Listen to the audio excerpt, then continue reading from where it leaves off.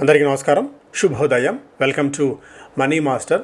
ముందుగా మీ అందరికీ పేరు పేరున ప్రత్యేక ధన్యవాదాలు. ఎందుకంటే మనం నూతనంగా స్టార్ట్ చేసిన ఈ మనీ మాస్టర్ ఛానల్ 10,000 మంది సబ్స్క్రైబర్ బేస్ని అందుకుంది. అందుకోసం మీ అందరి మద్దతు, ప్రోత్సాహం ఉంది, కొనసాగాలని పేరు పేరున మీ అందరినీ మరొకసారి కోరుకుంటున్నాను. Thank you so much. చాలా చిన్నదే అయిండొచ్చు ఇది, కాకపోతే ఏదో ఒకటి ఎన్ని వేల మైళ్ళ ప్రయాణమైనా ఎక్కడో మొదటి అడుగుతో ముందుకు పడాలి. కాబట్టి చిన్నదాన్నైనా కూడా సెలబ్రేట్ చేసుకోవాలి. అదే నా నైజం, నా ఆలోచన కూడా అదే. సో ఆ చిన్న దీన్ని కూడా మీతో షేర్ చేసుకొని మీరు మరింతగా మీ ప్రోత్సాహాన్ని, మద్దతును, మీ ఆశీర్వాదాన్ని కొనసాగించాలని చెప్పి కోరుకుంటాను. Thank you so much. ఇక మార్కెట్స్ పరంగా మనం చూస్తే ఏషియన్ మార్కెట్స్లో కొద్దిగా మనకి మిక్స్డ్ ట్రేడింగ్ ట్రెండ్ అయితే ఉంది. లాస్ట్ ట్రేడింగ్ సెషన్ రోజున మనం హాలిడే తీసుకున్న తరుణంలో ఆ రోజు కూడా మార్కెట్స్ కొద్దిగా బలహీనంగా అయితే ముగిశాయి. నికే స్టిల్ ఇవాళ కూడా 0.5% డౌన్. షాంఘై ఫ్లాట్గా ట్రేడ్ అవుతుండగా హాంకాంగ్లో 0.5% మేర జంప్ అయితే ఉంది. ఆయిల్లో కొద్దిగా మళ్ళీ మనం అప్టిక్ చూస్తున్నాం. ఎందుకంటే ఇద్దరి మధ్య తెలిసిందే కదా సయోధ్య ఎంత గొప్పగా ఉంటుందనేది. మళ్ళీ $72 దగ్గర ట్రేడ్ అవుతుంది. గోల్డ్లో కొద్దిగా బలహీనత ఉంది. మళ్ళీ $4,072 దగ్గర గోల్డ్ అండ్ సిల్వర్, $58 దగ్గర ట్రేడ్ అవుతుంది. క్రిప్టో కరెన్సీస్లో బిట్కాయిన్ $60,000 దిగువన పటిష్టంగా బిలో $60,000 ట్రేడ్ అవుతూ వస్తుంది. సో మనకి ఇంటర్నేషనల్ మార్కెట్స్ నుంచి ఉన్న అప్డేట్స్ అయితే ఇది. Oil rises as renewed US Iran strikes reignite Middle East supply fears. కాకపోతే ఒకప్పుడున్నంత సిచ్యుయేషన్, ఒకప్పుడున్నంత భయం అయితే ప్రస్తుతానికి లేదు అని మాత్రం కాన్ఫిడెంట్గా చెప్పుకోవచ్చు. Samsung SK shares fall as investors brace for reported $1.3 trillion spending plans. So ఈ సామ్సంగ్, ఎస్కే ఎనిక్స్, అలాగే ఈ కాస్పీ, ఇవన్నీ ఏ స్థాయిలో ఈ chip manufacturing, semiconductor effect అవుతుందో అర్థం కాని సిచ్యుయేషన్ అయితే ఉంది. సో ఇలాంటి స్టాక్స్, ఇలాంటి సెక్టార్స్ వైపు కొద్దిగా అప్రమత్తంగా ఉండడం అయితే మనం మంచిది. స్టాక్స్ పరంగా స్పెసిఫిక్గా చూసే ముందు గిఫ్ట్ నిఫ్టీ ఒక ఫ్లాట్గా ట్రేడ్ అవుతుంది. మన మార్కెట్స్ కొద్దిగా ఫ్లాట్ టు నెగిటివ్ బయాస్తో ఓపెన్ అయ్యే అవకాశాలు ఉన్నాయి. మనకు ఒక అడ్వాంటేజ్ అడిషనల్గా ఉంది ఏంటంటే రూపీ ఒకటి స్థిరంగా ఉండడం, క్రూడ్ ఆయిల్ ప్రైజెస్ కొద్దిగా స్థిరంగా ఉండడం అనేది మనకి ఏదైనా ఒక పాజిటివ్ అప్డేట్గా అయితే ఇక్కడ మనం చెప్పుకోవచ్చు. నెంబర్స్ పాయింట్ ఆఫ్ వ్యూలో ప్యాసింజర్ వెహికల్ సేల్స్ అయినా ఏ నెంబర్స్ అయినా కొద్దిగా పాజిటివ్గా ఉంది. కాకపోతే పర్చేజ్ మేనేజర్స్ ఇండెక్స్ డేటా చూస్తే కొద్దిగా నెగిటివ్గా ఉంది. అండ్ హీట్ వేవ్ ఇంకా దేశవ్యాప్తంగా ఉంది. పూర్తి స్థాయిలో అనుకున్నంత సాధారణ వర్షపాతం అయితే నమోదు కావట్లేదు. ఎల్నినో ఎఫెక్ట్ అయితే గట్టిగా ఉంది. అవి కొద్దిగా నెగిటివ్ ఫ్యాక్టర్స్కి అయితే ఉన్నాయి ప్రస్తుతానికి. సో వాటితో పాటు Torrent pharma has complete acquisition of the equity stake and convertible instruments. Nabha పవర్లో $3,632 కోట్ల పెట్టి వీళ్ళు ఏదో వాటా కొనాలనుకుంటారో ఆ వాటాని వీళ్ళు తీసుకున్నారు from L&T. Tata communications announced that most customer data affected by the recent fire at Delhi has been successfully recovered అని చెప్తోంది. TANFAC క్వాలిఫైడ్ ఇన్స్టిట్యూషన్ ప్లేస్మెంట్ ద్వారా నిధులు సమీకరించేందుకు ఆమోదం తెలిపింది. గోద్రేజ్ ఇండస్ట్రీస్ $370 కోట్ల వాళ్ళ సబ్సిడరీ కంపెనీ గోద్రేజ్ ఇన్వెస్ట్మెంట్స్లో పంపు చేశారు. Is unregistered core investment company వీళ్ళది. టాటా మోటార్స్ ప్యాసింజర్ వెహికల్స్ ఒక క్లారిటీ ఇచ్చింది regarding media reports of a partnership with Stellantis. So management noted that it has a 2-decade history of partnership with Stellantis and entered into a non-binding MOU with them in February. So అలాంటిది ఏమీ లేదని చెప్పి clarification ఇస్తూనే stocks పరంగా మనం చూస్తే వారికి కొద్ది గొప్ప పాజిటివ్ న్యూస్ ఏంటి అంటే వారి ఎనర్జీస్కి సో US ఇన్వెస్టిగేషన్ ఏదైతే వీళ్ళ మీద చేస్తున్నారో చైనా ప్రోడక్ట్స్ని, చైనా సోలార్ సెల్స్ని అక్కడి నుంచి తీసుకొని వీళ్ళు ఇండియాకి తెప్పించుకొని అక్కడి నుంచి ఎక్స్పోర్ట్ చేస్తున్న దాన్ని ఆ ఇన్వెస్టిగేషన్లో ఏది ఒక మెటీరియల్ ఎవిడెన్స్ ఏది లేదు అని చెప్తూనే and that the proof was limited to a narrow set of historical import entries అని చెప్తూ US ఆపరేషన్స్ మీద భవిష్యత్తులో ప్రస్తుతానికైతే ఎలాంటి ఇంపాక్ట్ ఉండబోచిన ఒక క్లారిటీ అయితే ఇచ్చింది. Tata Motors PV with India's electric vehicle adoption crossing the early adopters phase. Tata Motors passenger vehicles turning into majority of customers to drive EV adoption. రాబోయే రోజుల్లో కొత్త ప్రోడక్ట్స్ కూడా తీసుకురాబోతున్నారు. EV అడాప్షన్ బాగా పెరుగుతోందని చెప్తూనే మరిన్ని మోడల్స్ని లాంచ్ చేయడానికి టాటా మోటార్స్ సిద్ధమవుతుంది. ఇంకో పాజిటివ్ పాయింట్ ఏంటంటే electric two wheeler vehicle sales కూడా బికాజ్ ఇరాన్ ఎఫెక్ట్ అనుకోవచ్చు, ఆ మరిన్ని రీజన్స్ వల్ల అనూహ్యమైన టేక్ ఆఫ్ అయితే వాటిల్లో ఉంది.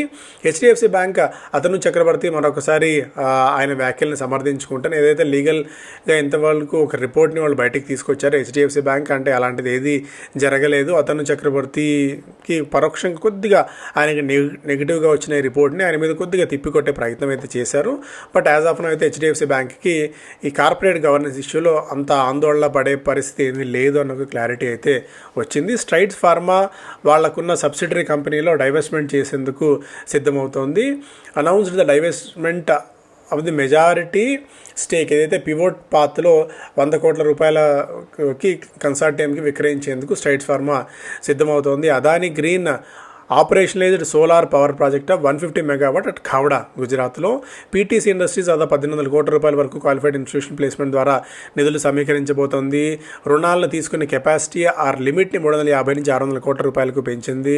Persistent systems has entered into a long term strategic services agreement with global technology leader United స్టేట్స్లో ఉన్న దాంతో వీళ్ళు అగ్రిమెంట్ కుదుర్చుకున్నారు. అలంబిక్ ఫార్మాకి యుఎస్ ఎఫ్డీఏ నుంచి ఆమోదం లభించింది. వాళ్ళ ఒసల్టిమెవర్ ఓరల్ సస్పెన్షన్ డ్రగ్ని అక్కడ మార్కెట్ చేసుకునేందుకు. అండ్ మార్కెట్స్ అంతకుముందు చెప్పుకున్నట్టు గిఫ్ట్ నిఫ్టీ ఒక ఫ్లాట్గా అయితే ట్రేడ్ అవుతుంది. ఎఫ్ఐఎస్ లాస్ట్ ట్రేడింగ్ సెషన్ రోజున 384 crores వర్త్ ఆఫ్ స్టాక్స్ని సెల్ చేయగా డొమెస్టిక్ ఇన్స్టిట్యూషనల్ ఇన్వెస్టర్స్ దాదాపు 100 కంటే 20 రెట్లు అధికంగా దాదాపు 6,000 కోట్ల రూపాయల వర్త్ ఆఫ్ స్టాక్స్ మన వాళ్ళు అయితే బై చేశారు. రూపీ కొద్దిగా పటిష్టంగా 94.39 దగ్గర ఉంది. ఎకనామిక్ టైమ్స్ ఫస్ట్ పేజ్లో foreign outflows thin down on healthier cues. ఇంతకుముందు మాట్లాడుకున్నట్టు క్రూడ్ కొద్దిగా తగ్గుతోంది. రూపీ సపోర్ట్ ఆర్ఎల్స్ ఏషియన్ మార్కెట్స్లో కొద్దిగా పటిష్టత ఇవన్నీ కూడా ఫారిన్ అవుట్ఫ్లోస్ని కొద్దిగా మందగించాయి. లాస్ట్ ట్రేడింగ్ సెషన్ కూడా మనం చూసాం. దాదాపు 350 crores వర్త్ ఆఫ్ ఆడిని వాళ్ళు సేల్ చేశారు అంతే. బట్ ఓవరాల్గా అయితే కొద్దిగా ట్రెండ్ పాజిటివ్గా ఉంది అని అర్థం చేసుకోవచ్చు. అంటే no news is good news అన్నట్టు ఇక్కడ ఏది పెద్దగా నెగిటివ్ న్యూస్ ఏది లేకపోవడం అనేది మనకు ఒక పాజిటివ్ అంశం. హెచ్డిఎఫ్సి మీ వై థర్డ్ టర్మ్ ఫర్ సీఈఓ ఇప్పుడున్న జగదీశన్ గారికి 3వసారి కూడా సీఈఓగా ఇచ్చేందుకు హెచ్డిఎఫ్సి బ్యాంక్ ప్రయత్నాలు చేయవచ్చు. అయితే ఈ లోపు కొత్త సీఈఓ కోసం ప్రయత్నాలు అయితే కంపెనీ చేసే అవకాశం అయితే ఉంది. Nifty has more room to run. Nifty ఇక్కడ నుంచి కొద్దిగా పెరిగేందుకు స్కోప్ అయితే ఉంది. కాకపోతే ఏంటంటే గరిష్ట స్థాయిల దగ్గర మార్కెట్స్ కొద్దిగా బ్రేక్ తీసుకోవచ్చు. వరుసగా 3 వారాల పాటు లాభపడిన తర్వాత ఇక్కడ ఒక పాజ్ తీసుకునే అవకాశం కూడా ఉంది. With broking companies like Axis Securities ఏమో టీవీఎస్ మోటార్స్ అండ్ సంవర్ధన మదర్ని రికమెండ్ చేస్తుంది. టార్గెట్ ప్రైస్ స్టాప్ లాస్ ఉన్నాయి, ఒకసారి పాస్ చేసుకుని చదువుకోవచ్చు. ఎస్బీఐ సెక్యూరిటీస్, విజయ డయాగ్నోస్టిక్, M&M ఫినాన్స్ని రికమెండ్ చేస్తున్నాయి. అండ్ మెహత్సీ ఇన్వెస్ట్మెంట్స్ ఏమో ఒబెరాయ్ రియాలిటీ, అరవింద ఫార్మాని రికమెండ్ చేస్తే మీరు ఒకసారి పాస్ చేసుకుని చదువుకునే ప్రయత్నం అయితే చేయండి. పిఎఫ్సి, ఆర్ఈసీ రెండు ఒక మెగా అప్రూవర్ని రెండు కంపెనీస్ మెర్జ్ అవుతున్న సంగతి మనకు తెలుసు. ఎట్టకేలకు ఒక స్వాప్ రేషియో అయితే వచ్చింది. ఎవరైతే 100 shares ఆఫ్ ఆర్ఈసీ హోల్డ్ చేస్తున్నారో వాళ్ళకి 88 పిఎఫ్సి షేర్స్ అయితే రాబోతున్నాయి. ఒక మేజర్ కంపెనీగా ఇది రాబోతోంది. 11 లక్షల కోట్ల రూపాయల జైంట్ లోన్ బుక్ ఈ రెండు కంపెనీస్ మెర్జ్ అయిన తర్వాత అయితే వస్తుంది. ఇదొక అప్డేట్. అలాగే పెర్సిస్టెంట్స్ నగారో డీల్ దాదాపు వీళ్ళు 13,540 కోట్ల రూపాయలు పెట్టి నగారో ఎస్సీ అనే కంపెనీని కొనుగోలు చేసిన సంగతి తెలుసు. కొద్దిగా మార్జిన్స్ మీద తాత్కాలికంగా ఇంపాక్ట్ ఉన్నప్పటికీ వీళ్ళు యూఎస్ మీద ఆధారపడకుండా యూరోప్ మార్కెట్లో కూడా డెవలప్ చేసుకునేందుకు ఒక స్కోప్ అయితే దొరుకుతుంది పెర్సిస్టెంట్కి.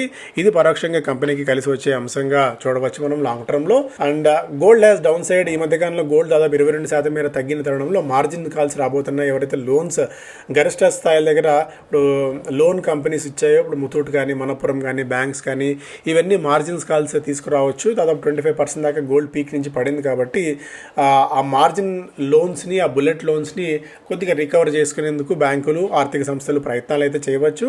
హౌస్ హోల్డ్స్ ఈ మధ్యకాలంలో గోల్డ్ ధర పెరిగిన తరుణంలో మేబీ క్రాష్ అవుతుందన్న ఒక వార్తలు విపరీతంగా అయితే మార్కెట్లో ఉన్నాయి.